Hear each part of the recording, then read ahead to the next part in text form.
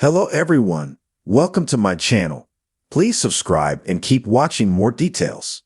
Young Sheldon's most ambitious episode made The Big Bang Theory so much sadder. While Young Sheldon's penultimate episode was arguably The Big Bang Theory's spin-off's most ambitious outing, its experimental style was in service of a tragic character detail. Broadly speaking, Young Sheldon was not particularly interested in formal experimentation. Some sitcoms, like 30 Rock and Community, are stuffed with meta gags that lean on the fourth wall, acknowledge the show's status as a TV show, and play with familiar television conventions to subvert audience expectations. In contrast, Young Sheldon's cast of characters provided most of the show's laughs, and, broadly speaking, the series was a traditional single-camera family sitcom with the usual tropes.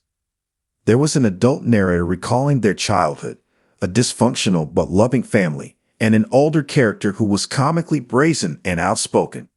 Young Sheldon's stories were original and fun, but their formula was familiar thanks to shows like The Wonder Years, Everybody Hates Chris, and Malcolm in the Middle.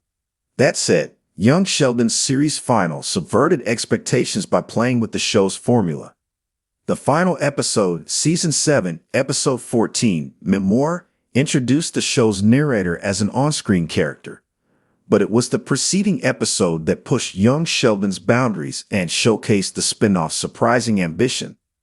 Watching Lance Barber's George Sr. and Ian Armitage's Sheldon repeatedly go through new iterations of the same scene was trippy by Young Sheldon's standards. But it was also a perfect illustration of Sheldon's unique grief.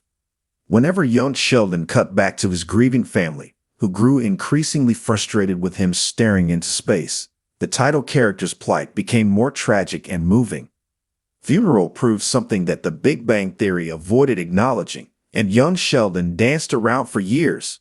Namely, Sheldon isn't a thoughtless or callous person, but rather someone who sees the world differently and can't help that fact.